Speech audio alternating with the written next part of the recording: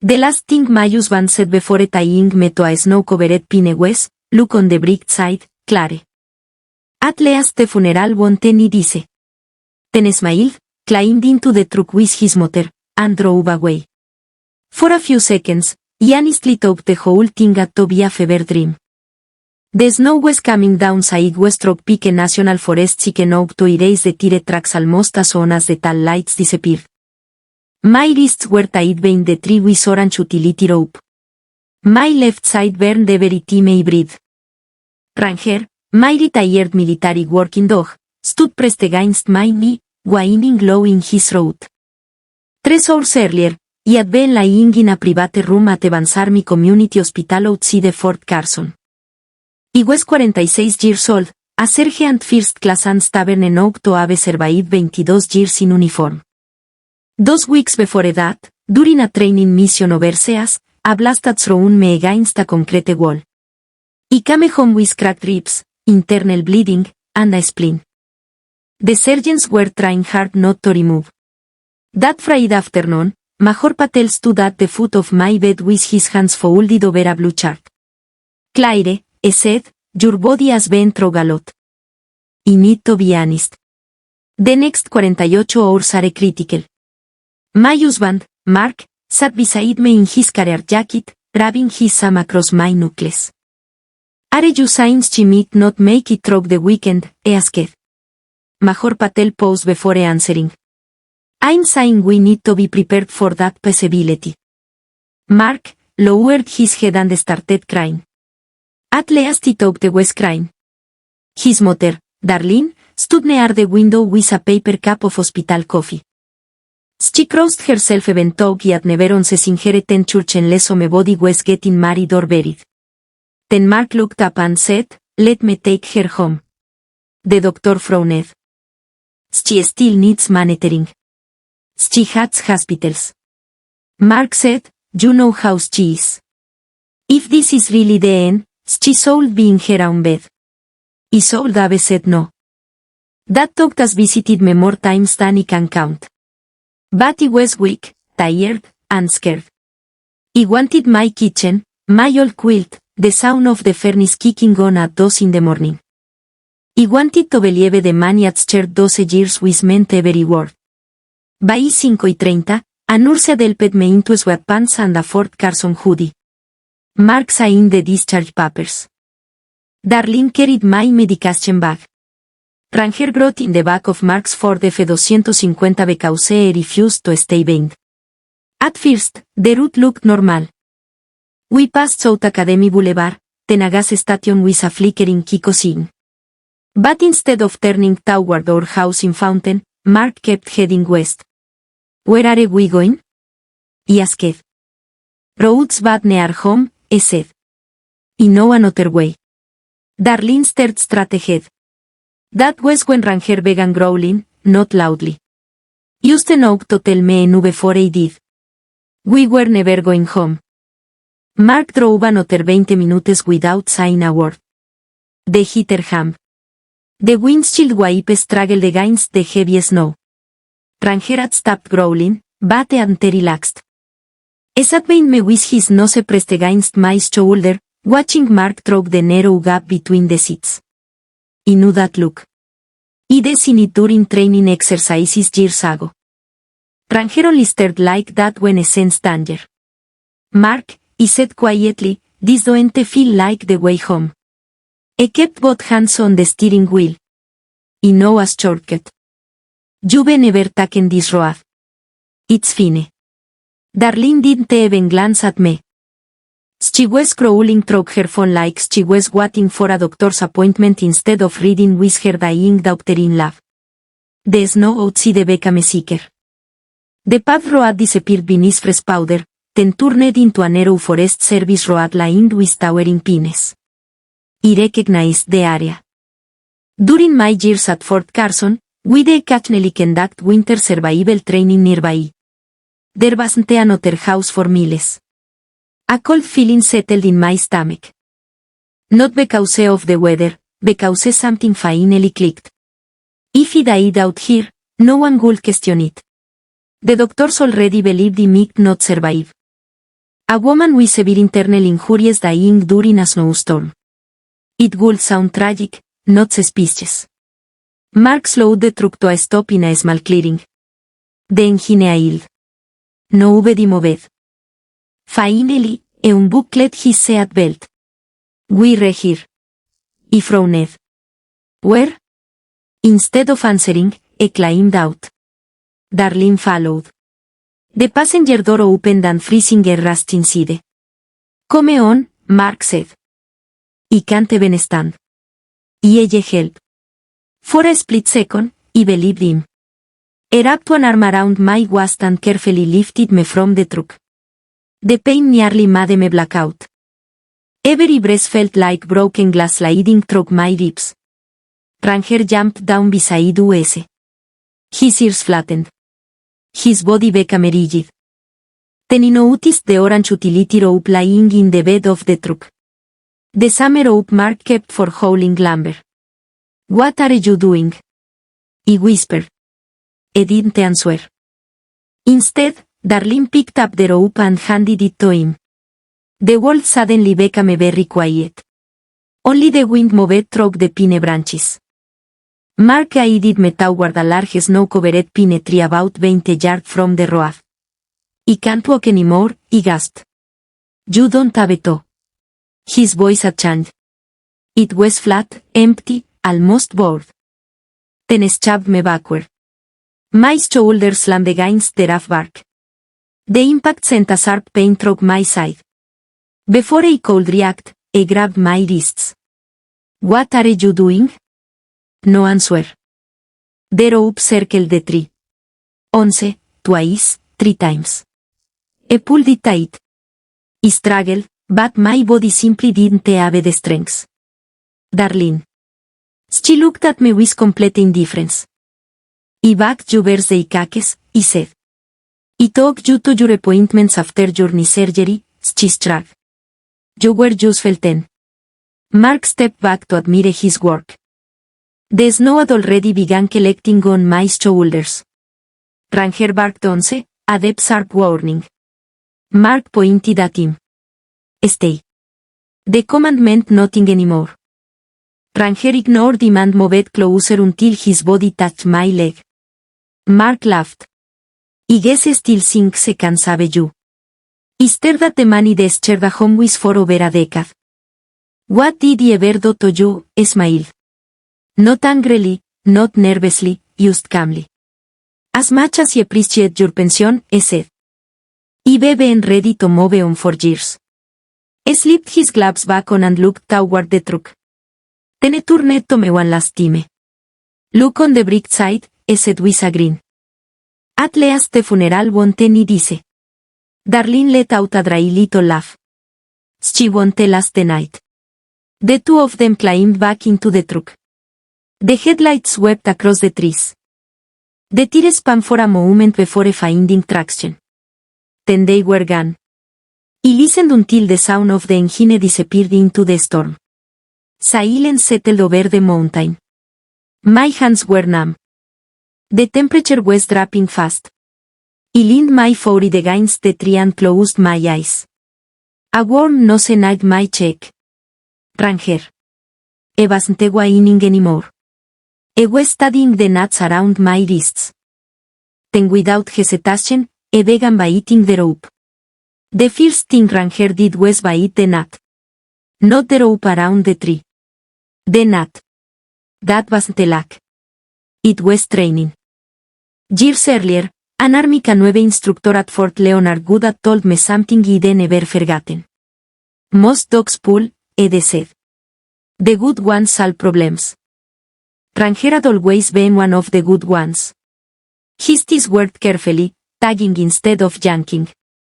Every few seconds, he'd stop, tilt his head, and attack the knot from another angle. Easy, boy, he whispered through chattering teeth. He looked at me for half a second, then went right back to work. Snow had already piled around my boots. My fingers were so numb, I couldn't tell whether they were bleeding. Every breath sent a lash through my ribs, and my vision blurred every time the wind picked up. I knew enough about winter survival to understand exactly what was happening. Hyposer miedoente always feel dramatic.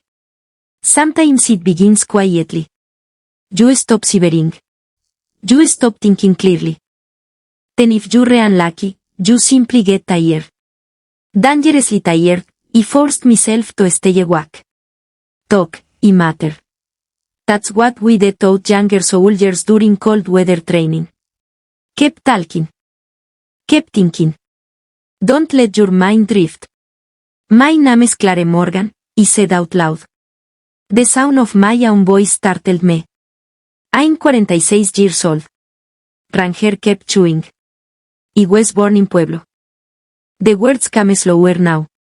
My dad worked for the railroad. The memories weren't random. I was grabbing onto them like handholds on a cliff.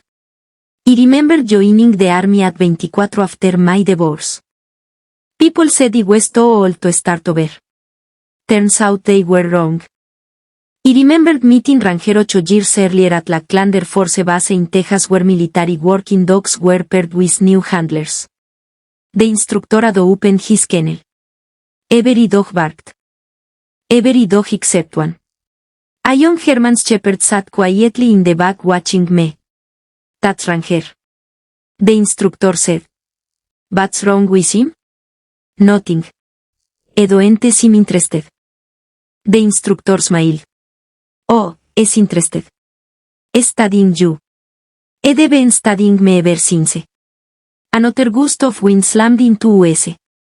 Ranger growled softly as snow collected across my lap. Then pressed his body against mine. His thick winter coat trapped what little warmth a cold sare. I leaned into him. I knew you'd never quit. His ears twitched. The knot suddenly shifted. Not much. Used enough for me to feel the rope loosen around one wrist. Hope can be dangerous. It makes you rush. I forced myself to stay still while Ranger kept working. 5 more minutes, maybe 10. Time had become meaningless. Finally, the knot slipped. One loop fell away. I pulled with everything I had. Pain exploded through my shoulder. The rope tightened once before giving way completely. My arms dropped. I almost cried. Instead, I laughed. It sounded strange out there, like someone else's voice. Good boy, I whispered. Ranger backed his tail exactly twice. Not because I wanted praise, because I knew we weren't finished. I tried standing. My knees buckled immediately. The world tilted sideways and I collapsed into the snow. Ranger caught me before my face hit the ground. I barked once, sharp, urgent, almost as if I were ordering me back up. I know. I breathed. I know. I managed to crawl a few feet before stopping. Every movement sent fresh pain through my abdomen. The hospital hadn't been wrong. I really might not survive the weekend. But not because of my injuries alone. The cold would finished what the explosion had started. Unless I looked through the trees. The storm had just enough for me to recognize the red line. Something stirred in the back of my memory. About 2 miles northwest, if I remembered correctly, there should have been an old US Forest Service fire lookout cabin. It hadn't been staffed in years. Maybe it was gone. Maybe it was locked. Maybe I was remembering the wrong mountain entirely. It didn't matter. It was the only chance we had. I rested one hand on Rer's neck. Can you find it, partner? He lifted his head, sniffed the icy wind.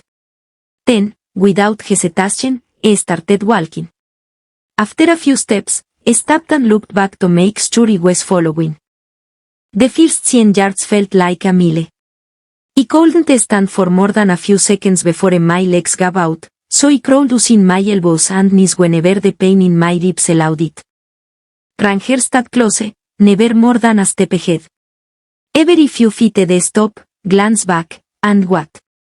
It reminded me of one of our old mountain exercises near Leadville. The instructor had smiled and said, never try to keep up with your dog. Just to you. Ranger was doing exactly that. The wind had settled some, but the temperature kept falling. Snow, snores, clanked to my glasses. My sweatshirt was soaked through, and every time I paused, the cold settled deeper into my bones. After 15 minutes, or maybe 30, I honestly couldn't tell anymore. I collapsed beside a fallen log. I can't, I whispered. Ranger came back immediately.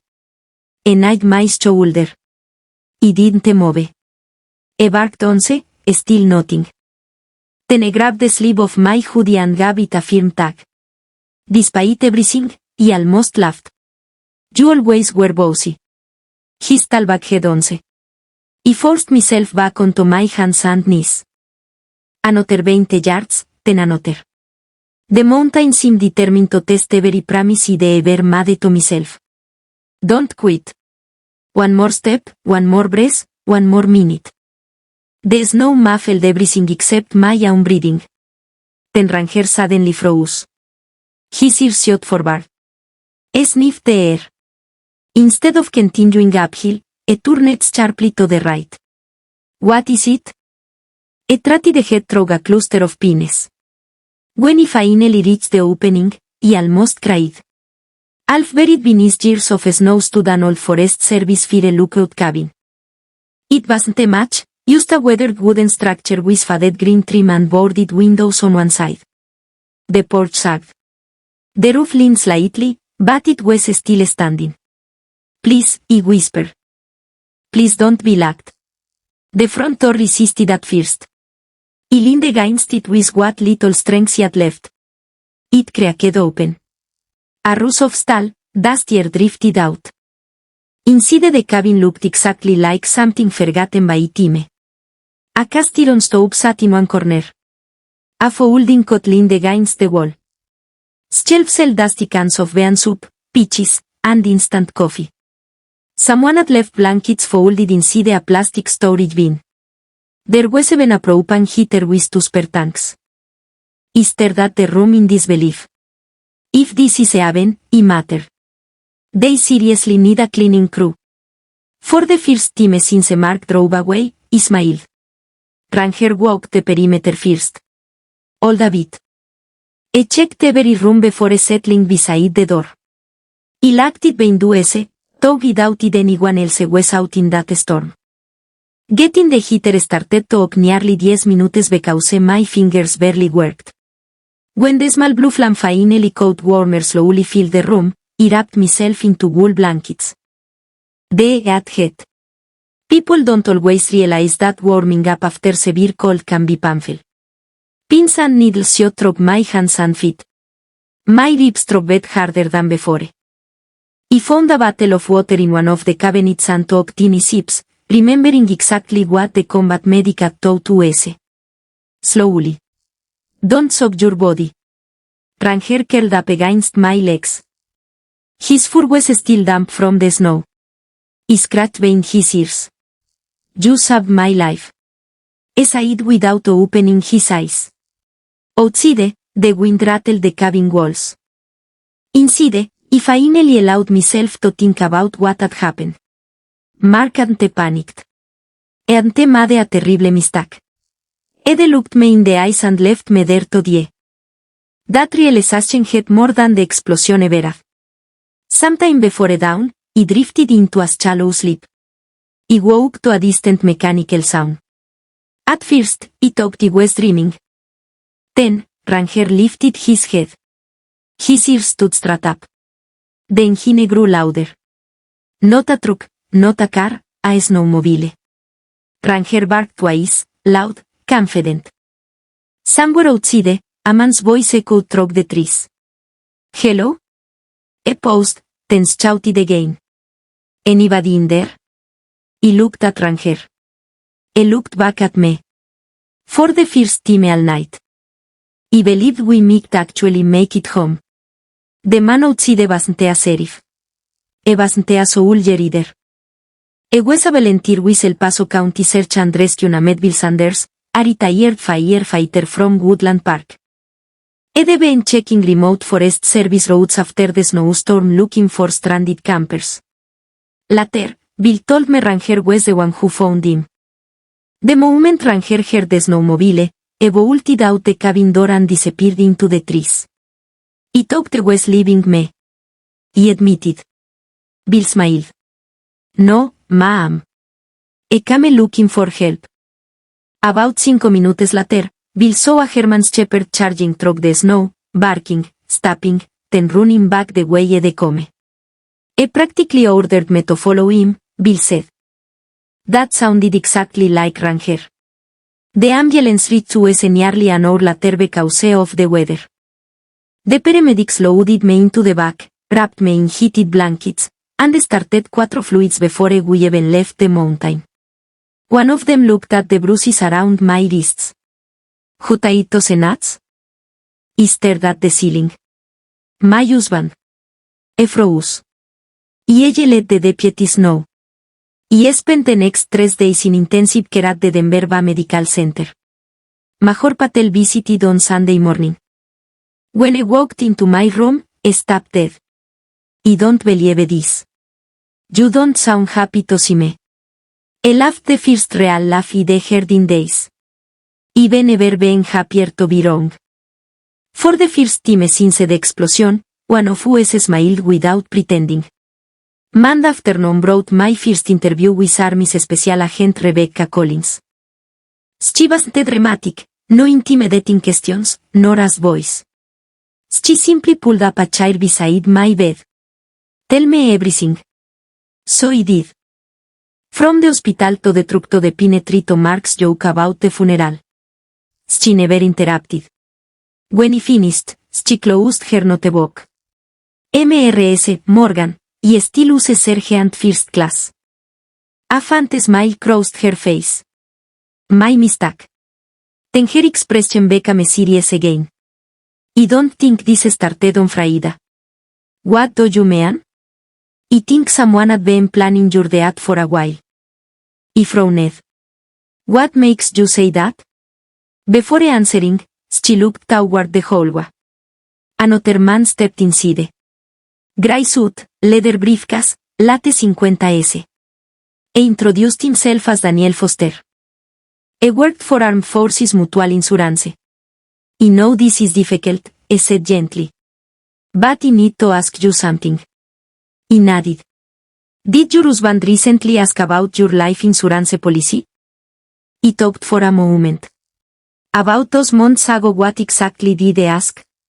I wanted to know if my combat coverage had increased after my promotion. Daniel slowly opened his briefcase. I was afraid you'd say that. I slid several documents across my hospital tray. The first one was a request for information about my survivor benefits. The second was an estimate from a funeral home in Colorado Springs. The third made my stomach turn. It was a draft claim on my life insurance policy. Prepared, but never submitted because I was still alive. Daniel looked uncomfortable. We believe your husband started gathering these documents before you left the hospital. I stared at the paperwork. I already knew what I planned to do. Rebecca nodded. We're not finished. She placed another photograph beside the insurance forms. It showed Mark loading furniture into his truck. The time stamp was Saturday afternoon, the day after he abandoned me. What's he doing? Rebecca folded her arms. According to your neighbors, he told everyone you had died peacefully during the night. The room suddenly felt colder than the mountain ever had. He told them he was dead. She nodded once. And Claire? She slid one final photograph toward me. It showed a handwritten sign taped to our front door. Private family grieving. Please respect our privacy. I stared at those words for a long time. Then he looked up. So he asked quietly, when do we arrest him? Rebecca didn't answer immediately. Instead, she smiled. Not yet. Why not? Because people who think they've gotten away with murder usually make very expensive mistakes. I wanted Mark arrested that same afternoon. Every bone in my body ached. My wrists were wrapped in fresh bandages. My ribs were still tapped. And every time I coughed, it felt like someone drove a knife into my side. Waiting wasn't exactly my favorite idea. Rebecca pulled her chair closer. I understand how you feel. No, he said quietly. I don't think you do. She didn't argue. Instead, she let the silence sit between us for a few seconds. Then she said, if we arrest him today, ella claimed it was a terrible misunderstanding. I frowned. It me to a try and ella say panic because I thought you were dying. His attorney will argue wasn't thinking clearly. I hated that she was probably right. Rebecca leaned forward. But if we what, ella tell us exactly who he is. The army officially listed me as being in critical condition. Not dead, not recovering. Simply critical. Very few people knew the truth. Major Patel, Rebecca, Bill Sanders, two detectives from the El Paso County Sheriff's Office, and the nurses on my floor. Everyone else, including Mark, believed he was unconscious and hanging on by a thread. Rebecca had another request. We'd like to keep it that way, so I'm supposed to disappear. For a little while, I stared out the hospital window toward the Front Range. Snow still covered the foothills. Somewhere beyond those mountains stood the pine tree where my husband had left me. I've spent 22 years wearing a uniform, I finally said. I can follow orders. 2 days later, Detective Ryan Morales showed me something that almost made me laugh. Mark had become the picture of the grieving husband. Facebook, church bulletins, neighborhood groups everywhere. One photo showed him standing on our front porch with his head lowered. The caption read, "Please keep our family in your prayers. Clara is fighting for her life." Underneath were hundreds of comments. Praying, "We're here if you need anything. She was a hero. God bless your family." I kept scrolling. A woman from our church had written, "Mark, you're so strong. Clara couldn't ask for a better husband." I stared at that sentence. Then I handed the tablet back. I almost hoped she never finds out. Ryan said. People believe what they see. Neighbors began dropping off caserles. Lasagna, chicken pot pie, homemade chili. One retired couple traveled Mark's driveway. Rebecca had quietly asked several of them to continue acting naturally. No one wanted to tip him off. The cruelest part was watching good people comfort a man who had tried to kill me. Then came Darlene. One of Rebecca's investigators attended Sunday service at her church. Darlene cried during the prayer requests. She hugged 3 different women. She said, "My poor Clara has suffered so much." Someone handed her a tissue. Another woman wrapped an arm around her shoulders. The investigator later told us, if he hadn't known the truth, he would have cried, too. He believed it. Darlene had always been good at performing. Rangers stayed with me at the under special permission from the hospital commander. Every morning, I walked beside my wheelchair during physical therapy. Every afternoon, I curled up next to my bed. One Thursday, Rebecca asked a simple question. "Would you mind if we tried something?" "What?" "Mark wants to visit." I looked at her. "I think I'm unconscious." She nodded. "I keeps asking." I understood immediately. "You want to see how Ranger reacts?" Mark arrived carrying grocery store flowers. Yellow daisies. My favorite had always been white lilies. I never remembered. I walked into the room wearing jeans and a Denver Broncos sweatshirt. His face looked tired. His eyes were red. If he hadn't known better, he would have believed every bit of it. I sat beside the bed, took my hand. "I'm so sorry," I whispered. "You have to keep fighting." The words were perfect. Practiced almost beautiful until Ranger stood. The low growl filled the room. Not loud, not aggressive, you step enough that every hair on my arm stood up. Mark froze. Ranger took one slow step forward. Another. Then another. His eyes never left Mark's face. Mark instinctively backed away. Maybe his soul go. Rebecca watched everything from behind the observation window. Later that afternoon, she smiled. Dogs don't testify in court. She closed her notebook. But juries tend to trust them anyway. He smiled for the first time in days. Maybe waiting wasn't a surrender. Maybe it was setting the trap. 3 weeks after he was admitted to the Bamajor, Patel finally cleared me to walk without a wheelchair. He wasn't exactly graceful. Every few steps, my left side reminded me that healing wasn't a straight line.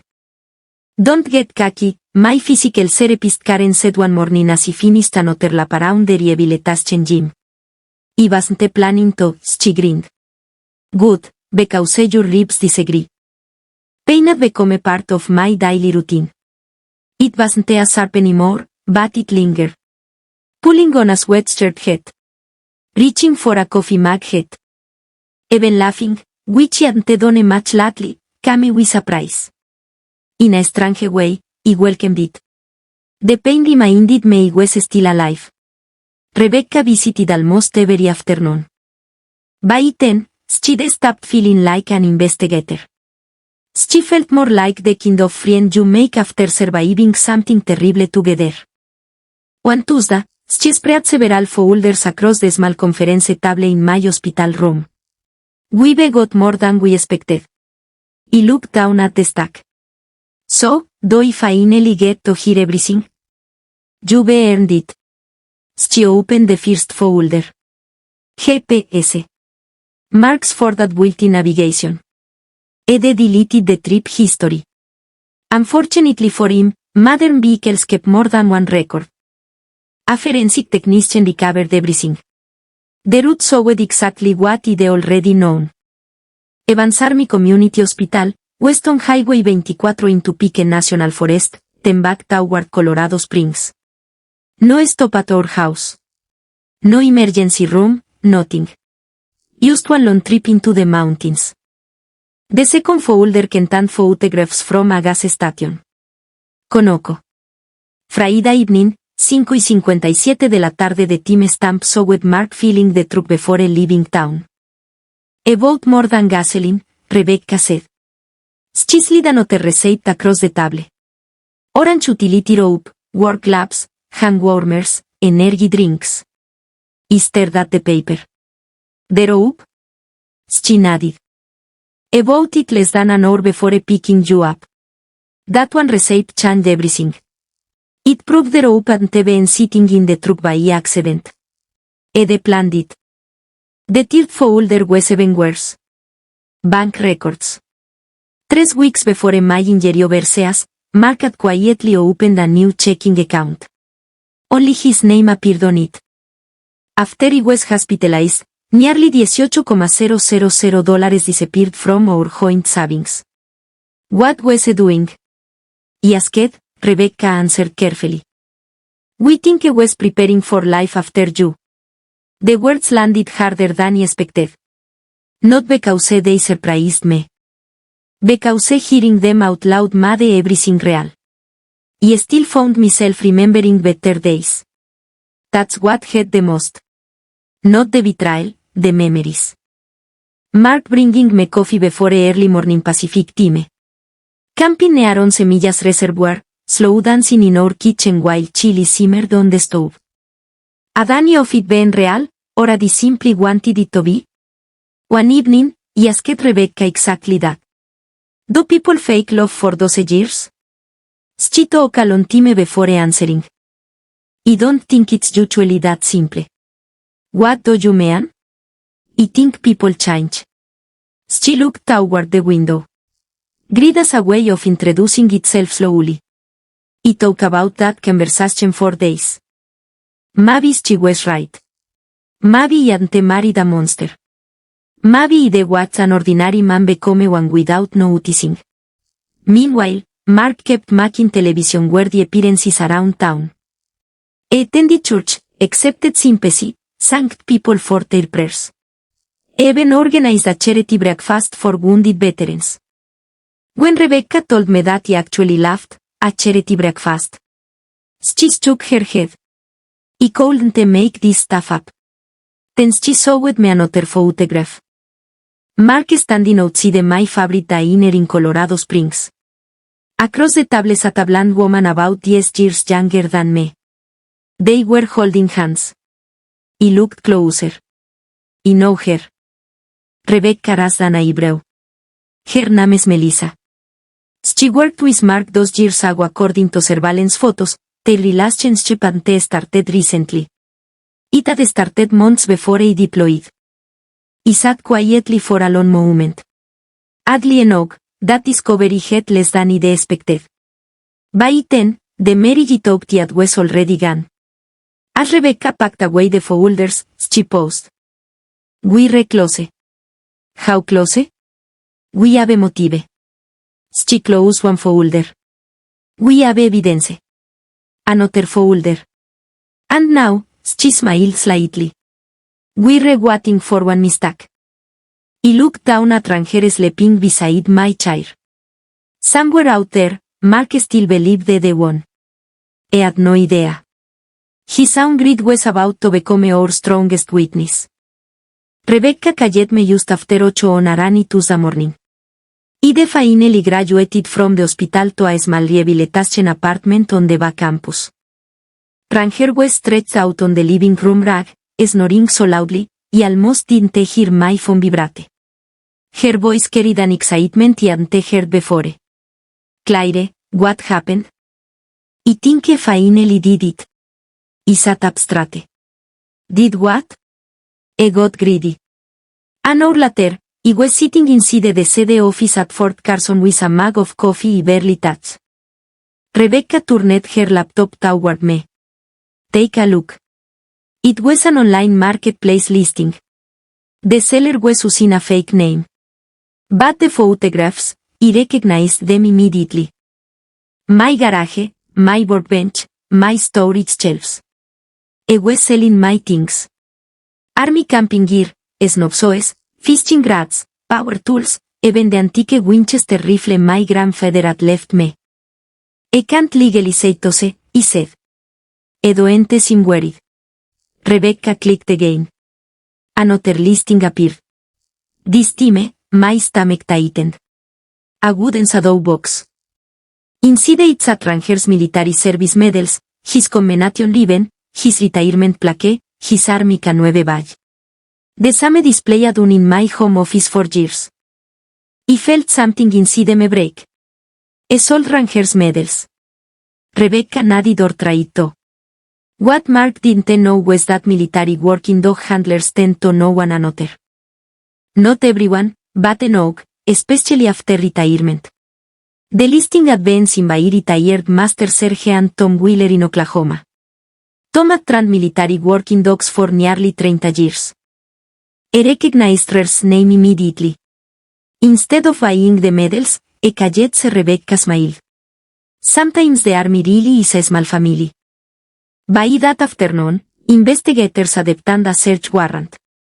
I wasn't allowed to join them. Honestly, part of me was relieved. I wasn't ready to walk back into that house. Rebecca recorded the search on her body camera. That evening, she brought the footage to me. We watched together. The front door opened. Everything looked strangely normal. The same family photos, the same leather couch, the same quilt folded over the recliner. Only now. It felt like someone else's house. Detectives searched room by room. Kitchen, clear throat, garage, bedroom, office, nothing. Then one deputy called out, Rebecca, you need to see this. Behind a row of paint cans in the garage sat a gray plastic storage tote. Inside were dozens of folders, insurance paperwork, bank statements, copies of my military records, a notebook. Rebecca paused the video. You want to hear this? She opened the notebook carefully. Every page contained handwritten notes, dates, dollar amounts, phone numbers, appointments, almost like a checklist. One page read life insurance check mark verify beneficiary check mark funeral estimate check close joint account. Another page simply said hospital says weekend. Underneath mark had written perfect timing. I closed my eyes. For a moment, I couldn't speak. The detectives kept searching. Near the back of the closet in our bedroom, they found a small metal lockbox. Inside sat my passport, birth certificate, social security card, and something else. A folded document from a lab office. Rebecca handed it to me. It was a draft property transfer agreement prepared 3 weeks before my deployment. Mark had already met with an attorney about transferring our home solely into his name. The agreement was never signed because he was overseas because he was supposed to come home alive. Or so I believe. Then came the final surprise. The forensic team recovered deleted files from Mark's laptop. Internet searches. Lots of them. How long before a hypothermia becomes fatal? Does snow destroy fingerprints? Colorado inheritance laws. Military survivor benefits. Can GPS history be erased? Rebecca looked up from the report. I've investigated homicides for 14 years. She shook her head slowly. I've never seen someone keep such detailed notes. I gave a tired smile. I always did like making lists. For the first time in weeks, Rebecca laughed. So did we. She closed the last folder. Claire. It's over. I looked at her. No, I said quietly. Not yet. I wasn't interested in revenge for revenge's sake. I wanted something else. I wanted everyone who had comforted my husband, who had believed his lies, who had mourned me while he was still breathing, to know the truth. And Rebecca already knew exactly how we were going to do it. The district attorney wanted to arrest Mark the moment the search warrant was complete. Rebecca had a different idea. So do I, she said during a meeting at the El Paso County Sheriff's Office. The conference room overlooked downtown Colorado Springs.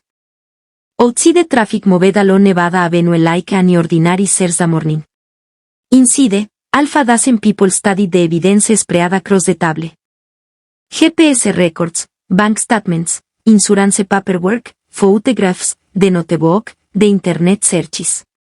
Assistant District Attorney Linda Chavez closed one folder. I've got a note for attempted murder. Rebecca nodded. I know. So, what's the problem? Rebecca looked at me. Claire. Everyone at the table turned. I took a slow breath. I don't want him arrested in the dark. Linda frowned. What do you mean? I want everyone elite to see exactly who he is. The room became quiet. Finally, Linda leaned back. I suppose there is nothing illegal about that. Rebecca smiled. There isn't. The opportunity arrived sooner than anyone expected. One of Mark's neighbors called investigators. Apparently, Mark had invited family, church friends, and several CO workers to our house. The following Saturday. Officially, it was a prayer gathering. Unofficially, Rebecca had another theory. I think it's a celebration. A celebration? I believe it's one. Meanwhile, I was learning how to trust my body again. Every morning began the same way. Physical therapy, stretching, walking, strength exercises. By Friday afternoon, I managed to climb a full flight of stairs without stopping. Karen, my therapist, folded her clipboard and smiled. I think you're ready. For what? She looked toward the hallway to take your life back. The army issued me a fresh dress uniform. My original one had been cut apart by trauma surgeons. When I put the new jacket on, I stared into the mirror for a long time. The ribbons, the rank, the US Army name tape. For weeks, I felt like a victim. Looking into that mirror, I remembered I was still a soldier. Karen stepped into the room. You clean up pretty well. Ive looked better. Juve looked alive. That made me smile. Saturday evening arrived cold and clear. The storm that had nearly killed me was gone. Rebecca parked and marked the SUV 2 streets away from my house. Sheriff's deputies waited nearby. The agents, insurance investigators, even Tom Wheeler had flown in from Oklahoma after learning how much Ranger meant to the case. Nobody spoke much. We didn't need to. He reached into the back seat. Ranger climbed out slowly. His gray muzzle had a little more weight than when we first met. He looked up at me. You ready? His tall thumped once. Good enough. Music drifted through the windows as we approached the front porch. People were laughing inside. Someone had lit the fireplace. Cars filled both sides of the street. Rebecca adjusted her radio. Everyone in position. A quiet chorus answered. Ready. She looked at me. This is your moment. He nodded. Then Ranger Andy walked toward the front door. My heart pounded harder than it ever had during combat. Not because he was afraid, because he didn't know how he would feel when he saw Mark again. Angry, heartbroken, empty. Maybe all three. He wrapped my hand around the doorknob. It wasn't locked. Of course, it wasn't. Mark had never expected me to come home. He pushed the door open. Conversation stopped instantly.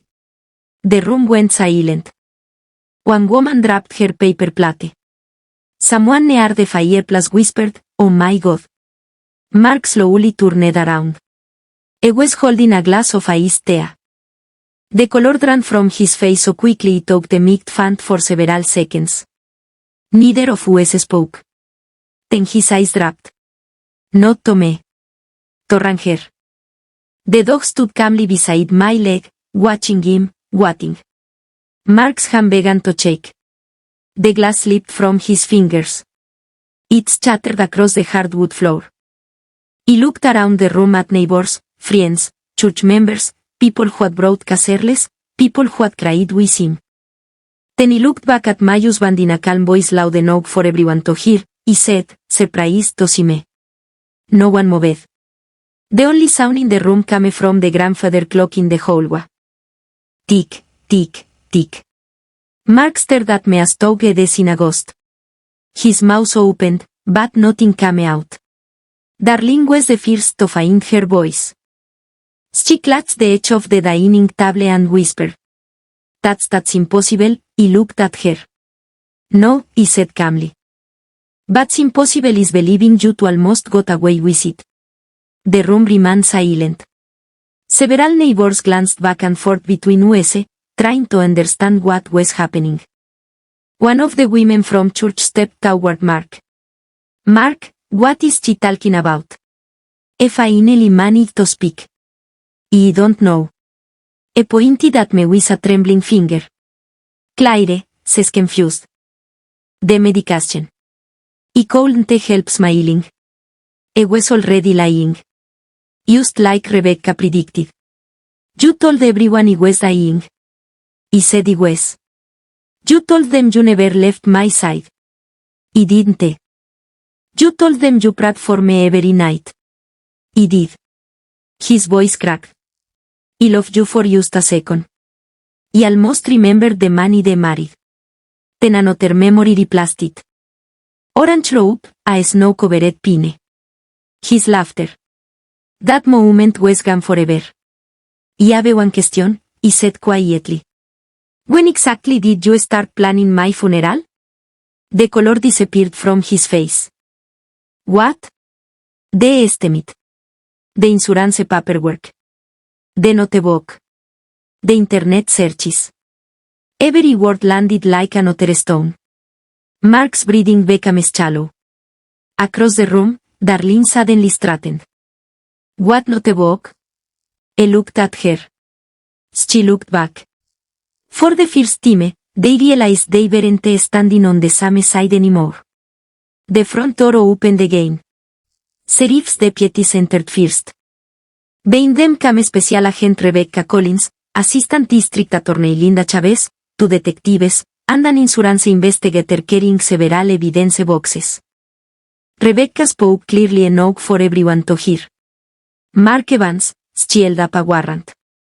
You are under arrest for attempted first-degree murder conspiracy to commit murder, insurance fraud, theft, and multiple related felony offenses. Gasps echoed through the room. Mark took one step backward.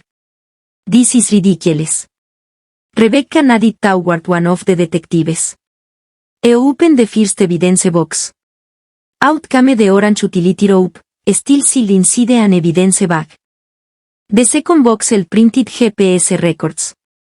The route from Evans Army Community Hospital to Piquen National Forest. No detours, no wrong turns, no trip toward our home. The third contained copies of Mark's handwritten notebook. Linda held up one page. She read it aloud. Hospital says weekend. Perfect timing. The room fell completely silent. One of Mark's CO workers covered his mouth. An elderly neighbor slowly sat down without saying a word. Then Rebecca placed the final item on the coffee table. Ranger's military medals still inside the shadow box. Tom Wheeler stepped forward. He trained military working dogs for 30 years. He looked directly at Mark. You tried to say to online? Mark swallowed hard. Tom shook his head. You couldn't even leave the dog's medals alone for the first time since they walked in. Mark completely lost control. He pointed at Darlene. This was her idea. Her head snapped toward him. My idea? You said nobody would ever question it. She stared at him in disbelief. You bought the rope. You told me to leave her. You wanted the insurance money. No, you did. Within seconds, they were shouting over each other. The lies unraveled faster than anyone in the room could follow. Neighbors stared in disbelief. Church friends quietly stepped away from them. One woman, who had organized meal deliveries, wiped tears from her eyes. I brought you food, she whispered. You let me comfort you. Mark looked around desperately. No one came to his defense. Not one person. A deputy stepped forward. Hands behind your back. The handcuffs clicked shut. Another deputy arrested Darlene moments later. As they were escorted toward the front door, Mark turned around one last time. His eyes met mine. I'm sorry. I believe the was. Not sorry for what I done. Sorry I fall. I didn't answer. There was nothing left to say. Beside me, Ranger quietly sat at attention, just as he had done hundreds of times during ceremonies in the army. Rebecca walked over. It's over. He looked around the room at the broken glass, at the neighbors, at the frightened silence. Then he rested one hand on her head. No, he said softly. It's finally the truth. The trial began almost 8 months later at the El Paso County Courthouse. By then, I was back on my feet. Not completely. Cold weather still made my ribs ache. Every now and then, I'd catch myself rubbing the fan scars on my wrists without realizing it. Major Patel had warned me that some injuries heal long before they disappear. He was right. Some mornings, I still woke up expecting to see snow outside my bedroom window. Other mornings, I woke up grateful simply because I had another morning. Ranger had settled into retirement better than I had. He spent most of his days stretched across my living room floor, usually with his head resting on one of my boots. Every afternoon, we walked through Memorial Park in Colorado Springs. Veterans often stopped to pet him. Some recognized the gray around his muzzle. Others recognized the medals hanging from his service vest. Almost everyone thanked him. He always smiled. Thank him, I'd say. He did all the hard work. The prosecution's case lasted 4 days. Mine took less than 2 hours. I didn't try to sound dramatic. I simply told the truth. How Mark had held my hand in the hospital. How he promised to take me home. How etaid me to that pine tree. And how Ranger refused to leave me. The defense tried to argue that Mark had panic because he believed he was dying. Then Linda Chavez quietly placed his notebook on the evidence table. The jury read the page that said, House says weekend. Perfect timing. That argument ended right there. Darlene testified against her own son, not because she had suddenly grown a conscience, because she wanted a lighter sentence. She blamed Mark. Mark blamed her. Neither convinced the jury. After less than 5 hours of deliberation, the 4 persons stood guilty.